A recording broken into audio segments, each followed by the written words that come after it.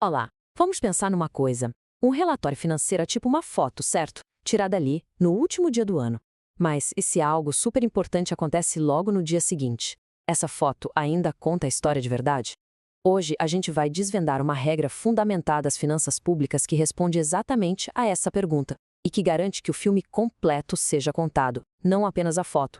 Bom, para a gente entender isso direitinho, aqui está nosso roteiro. Vamos ver o dilema, definir o que são esses tais eventos, entender quando se deve ajustar ou não os números, ver o que acontece em casos extremos e, por fim, falar da importância da transparência. Então, para começar, vamos colocar esse problema numa situação bem prática que ajuda a gente a visualizar a coisa toda. E aí está o grande dilema, né? O relatório tem que refletir a saúde financeira da entidade no dia 31 de dezembro, beleza. Mas, poxa, se um ativo essencial foi destruído 2 semanas depois, publicar o relatório original sem mais nem menos seria, assim, tecnicamente correto, mas na prática seria enganoso. Então, como é que a contabilidade resolve essa saia justa? E essa pergunta não é só um exercício de imaginação, não. É um desafio tão real e tão importante que existe uma norma contábil específica para o setor público aqui no Brasil, justamente para garantir que essa resposta seja clara e padronizada. Certo? Então vamos para as definições. O que, afinal de contas, a norma chama de evento subsequente.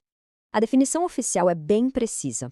O foco todo está nesse intervalo de tempo específico, entre a data do balanço, o nosso 31 de dezembro, e a data em que esse balanço é oficialmente autorizado para ser publicado. Qualquer coisa relevante, seja boa ou ruim, que acontece aí nesse meio tempo, é um evento subsequente. E essa linha do tempo aqui deixa tudo cristalino. A gente tem a janela do evento subsequente, que é esse período entre a data do relatório e a data da autorização, digamos 28 de fevereiro. É exatamente nesse intervalo que a mágica, ou o problema, acontece. Ok, um evento aconteceu nessa janela. E agora? Os contadores se deparam com uma decisão crucial, uma verdadeira bifurcação, que leva a dois caminhos bem diferentes. E a chave de tudo, o pulo do gato, é uma única pergunta. A resposta para essa pergunta aqui muda absolutamente tudo no tratamento contábil. E aqui fica bem claro. A resposta para aquela pergunta divide todos os eventos subsequentes em duas caixinhas. De um lado, os que geram ajuste nos números. Do outro, os que não geram. Simples assim. Vamos ver a primeira categoria. Aqui, o evento é só uma informação nova sobre algo que, na verdade, já era uma realidade lá no fim do ano. Por exemplo, a decisão de um processo judicial que já corria. A perda já era provável, o evento só confirmou. Nesse caso, tem que ir lá e mudar os números do balanço.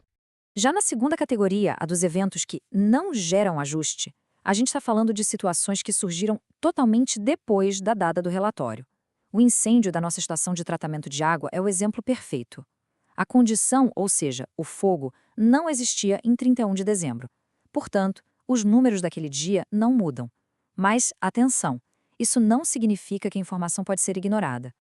Mas e se um evento desses for tão grande, tão impactante que mude completamente o jogo? Vamos elevar um pouco a complexidade e ver o que acontece quando um evento subsequente ameaça a própria existência da entidade pública. Para entender isso, a gente precisa falar de um conceito fundamental na contabilidade, o de continuidade. É a premissa básica de quase todo o relatório financeiro.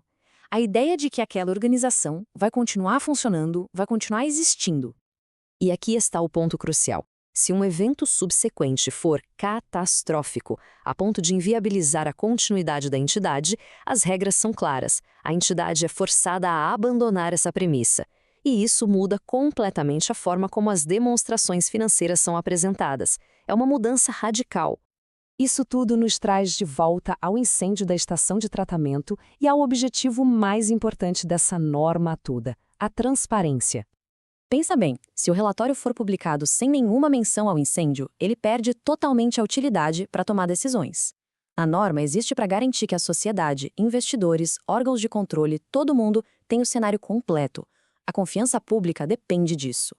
E para esses eventos que não alteram os números, a norma dá um passo a passo bem claro do que precisa ser feito. É preciso divulgar a natureza do evento e dar uma estimativa do impacto financeiro. Se não der para estimar, tem que explicar o porquê. Tudo isso vai para as notas explicativas.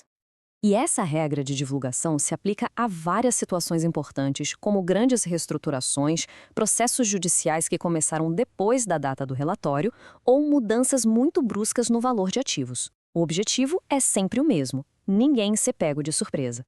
Certo. Depois de tudo isso, qual é a grande lição que fica? A grande sacada é esta: os relatórios financeiros não são só um retrato estático do passado. Com essas regras, eles se tornam documentos vivos, que são atualizados e contextualizados para serem realmente úteis e confiáveis hoje. E isso nos deixa com uma reflexão final. Agora que a gente conhece as regras, vale a pena pensar: qual é o verdadeiro custo do sigilo financeiro no setor público? Pensar sobre isso ajuda a gente a entender por que essas normas, que parecem tão técnicas, são, no fundo, essenciais para a nossa democracia. Fica aí a reflexão. Até a próxima.